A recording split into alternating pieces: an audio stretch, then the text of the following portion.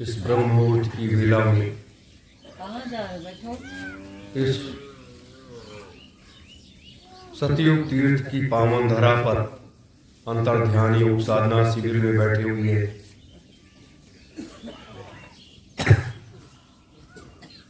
ये क्रम लगातार चलता जा रहा है। आप सबों ने कितना नाम जप किया या नहीं किया, ये आप स्वयं जानते हैं। ये मार्ग एक ऐसा मार्ग है, हम आप सब सत्य लोक तक जाने के इस मार्ग को प्रशस्त कर रहे हैं। ये हमने हमेशा बताया और ये मार्ग बहुत जल्दी जब ये मार्ग प्रशस्त हो जाएगा, आपको आनंद और अनुभूति होने लगेगी। और जब आनंद और अनुभूति होने लगेगी, तब आपका मन और तीव्र गति से साधना में लगने लगेगा। अभी तो मन भागता है, कहीं इधर भागता है, कहीं उधर भागता है, कहीं उधर भागता है, कहीं परिवार के बारे में चिंतन करने लगता है, कहीं आर्थिक व्यवस्थाओं के बारे में चिंतन करने लगता है, कहीं नाते रिश्तेदारों के बारे में चिंतन करने लगता है, कहीं कुछ इस तरीके से वो चिंतन करने लगता है। और जब वह चिंतन करने लगता है तो मन को रोकने का तरीका क्या है कि हमारा मन रुक जाए। मन जो है 1 मिनट, 2 मिनट, 3 मिनट से ज्यादा नहीं रुकता। ऐसा कहते हैं लोग कि मन को रोकने का एक ऐसा रास्ता है कि आप घंटों मन को अपने अंतर में उसको ऐसे रोक दोगे कि वो एक जगह स्थिर होकर के रुक जाएगा और वह जो है और आप अपनी साधना में तल्लीन हो जाओगे। आपका नाम जब सुमिरन चलता रहेगा, ध्यान की उस मूल आधार की स्थिति में आप उस मस्ती का, उस मधु का आनंद लेने लगोगे। तो ये क्रम जो है हमें जब हम करते रहेंगे तभी ये क्रम आगे आपका जारी रहेगा। अगर इसको छोड़ यहाँ आए, हमने 5 दिन 7 दिन साधन भजन किया, घरों पर गए, हम इसे छोड़ दिए, तो जब घरों पर जाकर के इसे हमने छोड़ दिया तो फिर वो ब्रेक हो गया।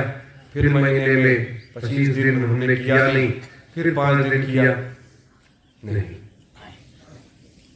ये जैसे हमारे शरीर के लिए हम रोज स्नान करते हैं, नित्य क्रिया करने के बाद स्नान करते हैं, नए वस्त्रों को धारण करते हैं, शरीर को चलाने के लिए हम भोजन ग्रहण करते हैं, वैसे जो है हम लोगों को ये साधना का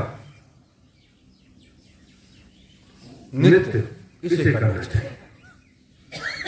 एक निश्चित आधार समय होता है, चाहे ब्रह्म मुहूर्त की वेला में, वैसे यहाँ से अगले कार्यक्रम में बहुत से लोगों ने मेरे से भी संपर्क किया कि मैं 3 बजे 4 बजे नहा धो करके बैठ जाता हूँ, साधना करता हूँ। बड़ा अच्छा लगता था जब लोग बताते थे। लेकिन साधना ये महापुरुषों की ही दया जब बरसती है, जब हम उनमें अटूट आस्था, अपनी श्रद्धा भक्ति का परिचय देने लगते हैं, तो जितना हम अपने गुरु से लगाव करते हैं उतना गुरु हमसे लगाव करने लगता है। तो दोनों का खिंचाव होने लगता है, और जब दोनों का खिंचाव होने लगता है तब वहां प्रेम की वो अविरल धारा बहने लगती है और गुरु की दया हम आप सबके ऊपर बरसने लगती है। ये 5 नाम सत्योम, सतपुरुष, सत्यराम, सत्यराम, सत्यगुरु, ये 5 नाम इस मृतलोक में जो हम आप सबों के द्वारा ये 5 नाम जाप किया जाता है, गुरु के नाम जप करने के बाद, तो इस 5 नामों की महिमा कि जितनी भी व्याख्या किया जाए, ये तो सूरत सब योग से आगे, और इसकी महिमा में जब तक हम भगवान शिव को शामिल नहीं करते हैं, तब तक इस महिमा की व्याख्या नहीं की जा सकती। आज भी हमारा प्रयास होगा कि शाम के सत्संग में 1 घंटे का सुमिरन करने के बाद और ध्यान और भजन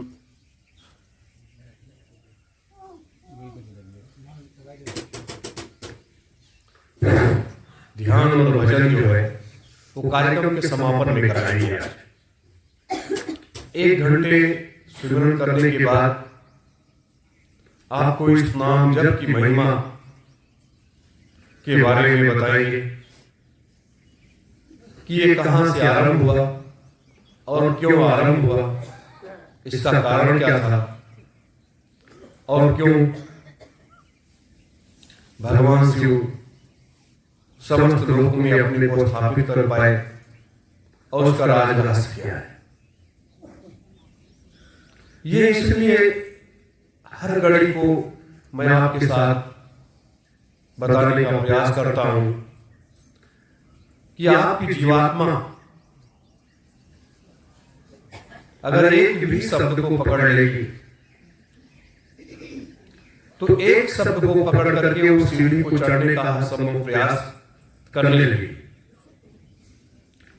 और जब तक वो सीढ़ी आप नहीं चढ़ेंगे तब तक हम आप तो यहीं बैठे हैं ना, कहीं अलग तो है, यहीं बैठे, और यहां बैठ करके ही कुछ ऐसा किया जा सकता है जो हमारे मानव जीवन में यहां जन्म लेने का सार्थक हो जाता है। नहीं तो आया राम गया राम ऐसे चलता रहता है, ऐसे चलता है। मेरे प्रेमीजनों, साधना और भक्ति और वैराग्य ये भी जीवन का एक अंग बन जाता है। जैसे आपको याद रहता है कि सुबह हम उठेंगे, कितनी जल्दी उठे कि मुझे 4 बजे साधना स्थल पर पहुंचना है, और हम 5 बजे 5:30 बजे आपके बीच में आ पाते कि आपका काम है कि आप शाम को साधन भजन करने के बाद भोजन किए, और भोजन करने के बाद आपने निद्रा ले लिया, आप सो गए। लेकिन किसी का काम ये होता है कि सोने के बाद जागते रहो और उस कार्य को करते रहो। तो कार्यों की समीक्षा अलग अलग होती है, लेकिन हमें भी समय का ध्यान रखना चाहिए कि आप 4 बजे पहुंचते हो तो मुझे 20 मिनट पहले यहां पहुंचना चाहिए। ये जो मैंने महसूस किया आज, मुझे पहले पहुंचना चाहिए और आपको बाद में। कि शिक्षक अगर स्कूल में पहले नहीं पहुंचेगा तो बच्चे उसके क्लास में कैसे बैठेंगे, इसलिए शिक्षक पहले पहुंचे और बच्चे बाद। मेरे प्रेमीजनों, ये माया रहित तो नहीं हो सकता ये संसार, लेकिन माया का रूप बदल सकता है। माया का रूप इसलिए बदल सकता है कि हमारे मनीषियों ने, हमारे महात्माओं ने जब भी इसकी आवश्यकता पड़ी तो माया के रूप को घुमा दिया, और जो माया रहित होकर के कई जंगलों में चले गए, पहाड़ों पर चले गए, कोई कहीं बैठ गया, कोई कहीं बैठ गया और अपनी साधना में लीन हो गया। जैसे 3 लाख सदगुरु कहा जाता है कि 3 लाख सदगुरु, इस बात को पूज्य संत सम्राट जी ने बताया कि 3 लाख सदगुरु इस पृथ्वी के अंदर बैठे हुए हैं और इसी से ये पृथ्वी का संतुलन बना हुआ है। और वो सदगुरु क्या करते हैं कि 2400 घंटे साधना में लीन रहते।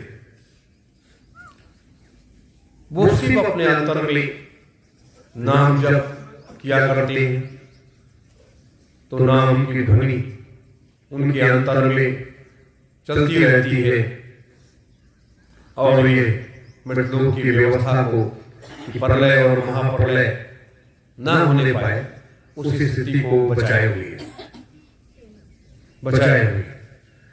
अब ये चीज प्रत्यक्ष तो है नहीं,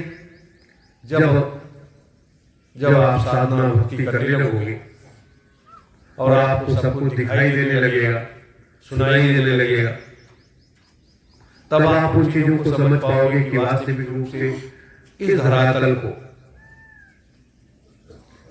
इस मृतलोक की व्यवस्था को रोकने के लिए, इसको सुरक्षित रखने के लिए कैसे कैसे लोग, कितने लोग लगे होते हैं, तब ये व्यवस्था सुदृढ़ और मजबूत होती है। ऐसे में चाहे कितना पाप हो जाए या पुण्य हो जाए, पुण्य की अधिकता जब होती है तब लोग बैरागी बनते हैं, आत्मज्ञानी बनते हैं और सन्यासी बनते हैं, महात्मा बनते हैं और गृहस्थ आश्रम में रहने वाले लोग सत्य के मार्गी बनते हैं जब पुण्य अधिक होता है। और आज जब इस मृतलोक में पाप अधिक है, मैंने कई बार कहा कि 95% पाप इस पृथ्वी पर हो चुका है। अब 4.5% पुण्य जो है वो क्या है? इस मृतलोक में जहां भी जो भी लोग बैठ करके सुमिरन ध्यान भजन करते हैं, भक्ति करते हैं या किसी देवी देवता के सच्चे अर्थों में उपासना करते हैं या ब्रह्मा विष्णु महेश की उपासना करते हैं, साधना करते हैं, तो वही इतना पुण्य है। और पुण्य इस पृथ्वी पर बचा ही नहीं है।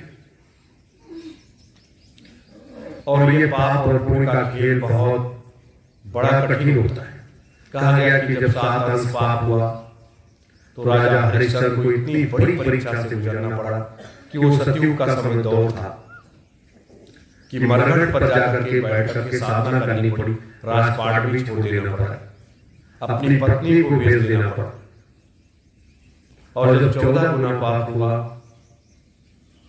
तो राम जी को जंगलों की खास खानी पड़ी, अपनी धर्मपत्नी के साथ, अपने छोटे भाई के साथ।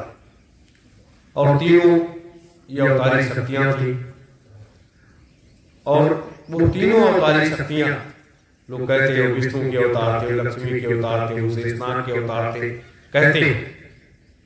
लेकिन जब इतनी बड़ी अवतारी शक्ति थी वो, तो उसके बाद इस मृतलोक में, इस मृतलोक के धरातल जो पाप था 14 गुना, उस 14 गुना पाप को रोकने के लिए, उसका सफाया करने के लिए, उस समय हम लोग, जो लोग शराब पीते थे, मांस खाते थे, किसी का कत्ल करते थे, किसी का लूटपाट करते थे, किसी के बच्चियों के साथ, उनकी देवियों के साथ में छेड़खानी करते थे, उनको राक्षस कहा जाता था।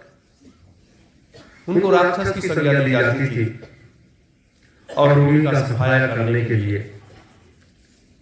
इन महान शक्तियों को इस मृतलोक में जंगल जंगल, नदी नदी, पहाड़ पहाड़ और सारे घटनाक्रम को अंजाम देना पड़ा। आज हम आप क्या जानते हैं? हम सिर्फ अपने गुरु को ही तो जानते हैं, इन दोनों महान शक्तियों को जानते हैं, या यहाँ बैठ करके जब हम नारे लगाते हैं किसी देवी देवता का, हनुमान जी का, बालाजी का या दुर्गा जी का या आदि गंगा माता गोमती का, तो जब हम उनकी आवाज लगाते हैं तो इसलिए आवाज लगाते हैं, उनको पुकारते हैं कि आप इस कार्य में हमारे सहभागी बनो, ये कार्य जो है, इसमें जब तक आप सहभागी नहीं बनोगे तब तक ये कार्य कैसे होगा, ये व्यवस्था कैसे बदलेगी। इसलिए हम लोग इस चीज को आवाज लगाते, गुरु सत्ता एक अलग है, लेकिन बिना देवी देवताओं के ये संसार द्वैत है। बिना दो के मिलने से तीसरे जीव की उत्पत्ति नहीं हो पाती है, तीसरा जीव संसार में जन्म नहीं ले पाता है। उसी तरीके से ये शक्तियां हैं, जब आवश्यकता पड़ती है तब इनको याद किया जाता है और यह जो है और उसमें मददगार होती है और उस कार्य को अंजाम देती है। इसलिए आप देखा होगा कि जब आप घाट के पास जाओगे तो नवदात्री माता का मात्र क्या है, वृक्ष है, जहां पर 9 देवियां रहती थी और 88,000 ऋषियों की देखभाल उनकी करती थी।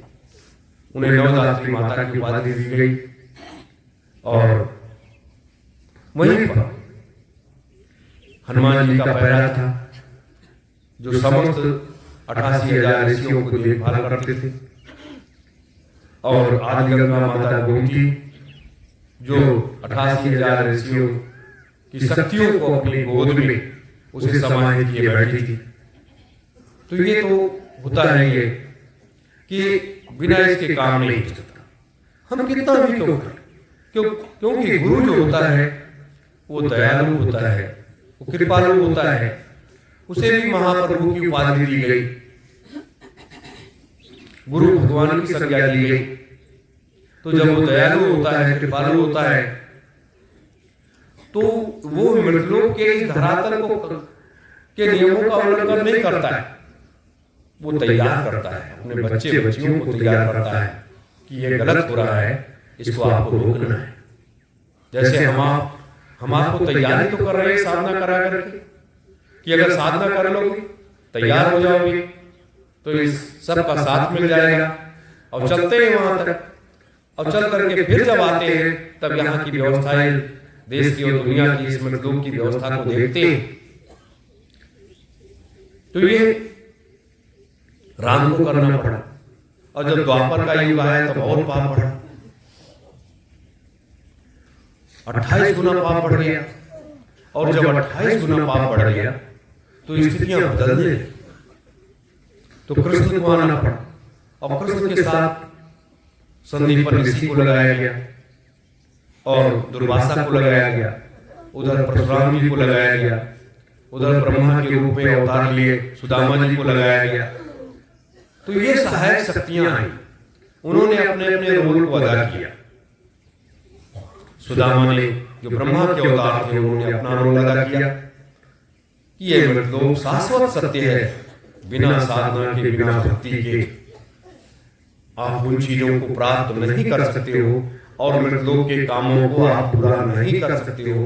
मृतलोक का चाहे जितना बड़ा शक्तिवान व्यक्ति क्यों ना, वो ब्रह्म सत्ता ही जब आती है तब भी वो मृतलोक के नियमों का पालन उसे करना पड़ता है।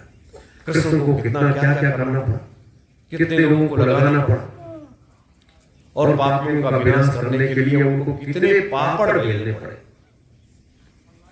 तब जाकर के वो उस कचरे को साफ कर पाए।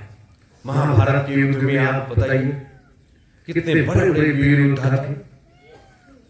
अर्जुन के रथ पर स्वयं वो 3 लोगों का भार लिए बैठे थे।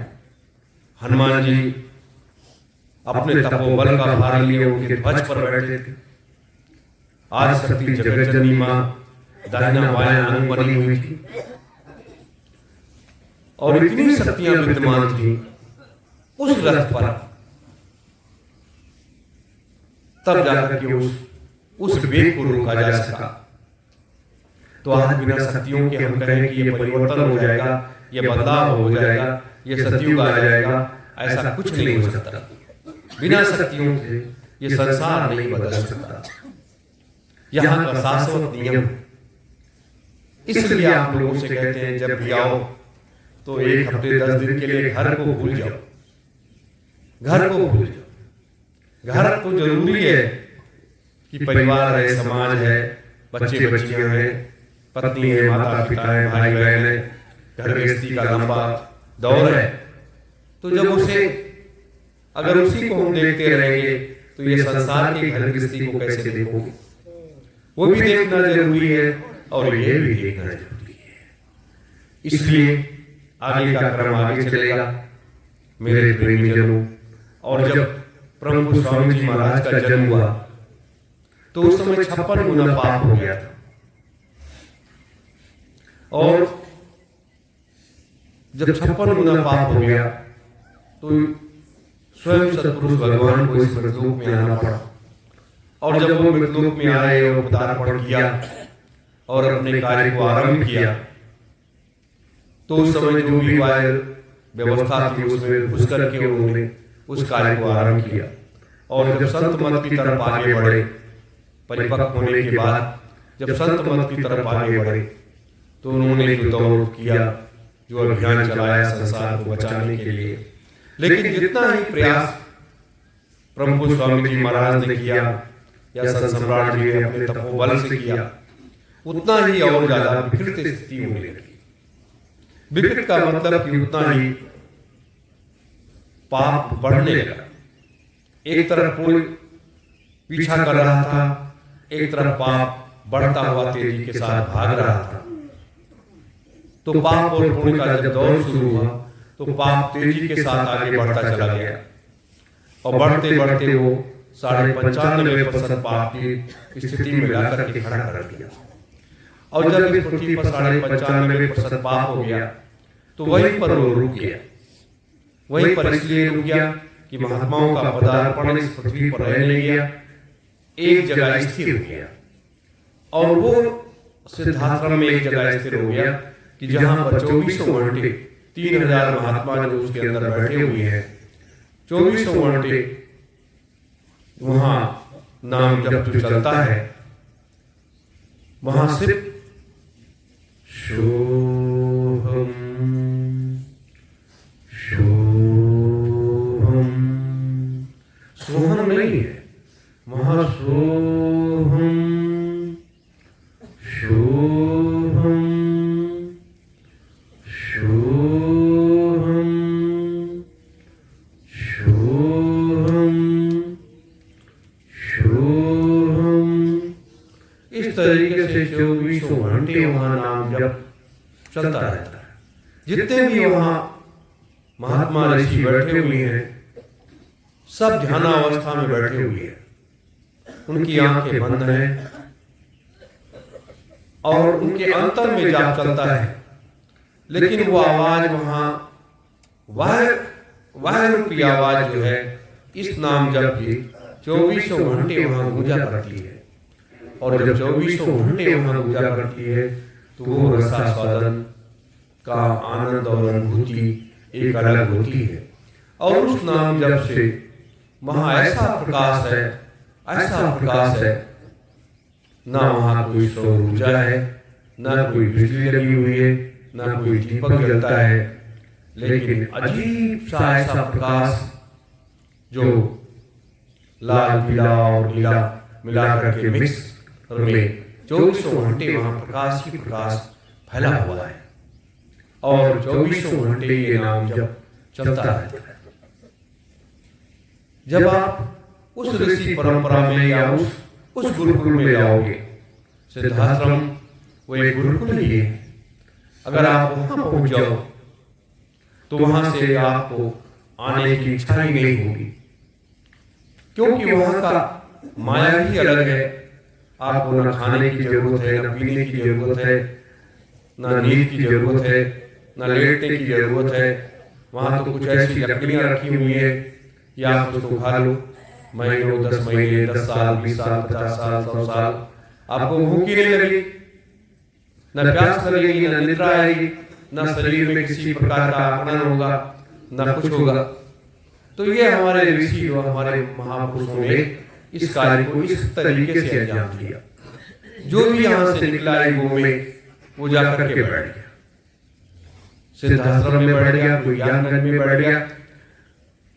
और लोगों ने कहा कि ये तो शरीर छोड़कर के चले गए। कभी भी ये हाड़ मांस के स्थूल शरीर को महात्मा जब छोड़ते हैं, जब ये समझ लेते हैं कि अब हमें इस लोक में नहीं रहना है, उस लोक में चलना है और वहां की कार्य व्यवस्था को देखना है, और जब कभी आवश्यकता पड़ेगी तो चले आएंगे। लेकिन ये 3,000 महात्मा जो सिद्ध आश्रम में बैठ गए, वो क्यों बैठ गए? वो इसलिए बैठ गए कि उनकी एक अलग महिमा है, एक अलग संरचना है, और ये वर्तमान को बचाने के लिए और करने के लिए बैठ गए। तो यहीं पर हम अपनी वाणी को विराम देंगे। आरती हो जाने के बाद जो लोग कल दिखा नहीं पाए थे डॉक्टर साहब को, वो लोग दिखा देंगे, जांच करा देंगे, और जांच कराने के बाद वहां जहां डॉक्टर साहब बैठे हुए थे वहीं पर जाकर के आप लोग दवाएं ले लेना, वहीं दवाएं ले लेना कि आपको जल्दी निकलना भी है।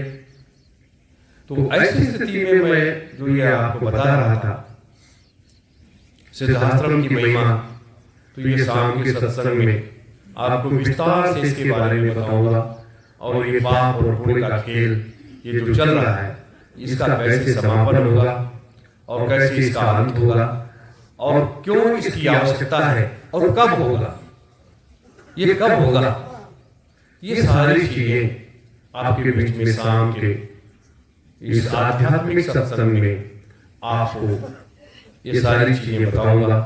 क्योंकि अगर मैं आपको नहीं बताऊंगा तो आपके समझ में नहीं आएगा, और इस तरीके से हमें लाखों लाखों लोगों को तैयार करना है, संसार में घूम करके तैयार करना, एक जगह बैठ करके नहीं, हर जिलों में, हर कस्बों में जाकर के 1 दिन 2 दिन रुक करके तैयार करना। बस इन्हीं शब्दों के साथ आप सभी धर्म प्रेमी भाई बहनों को, माताओं, बच्चे बच्चियों को, बड़े बुजुर्गों को, सभी को सादर सत्यों जय।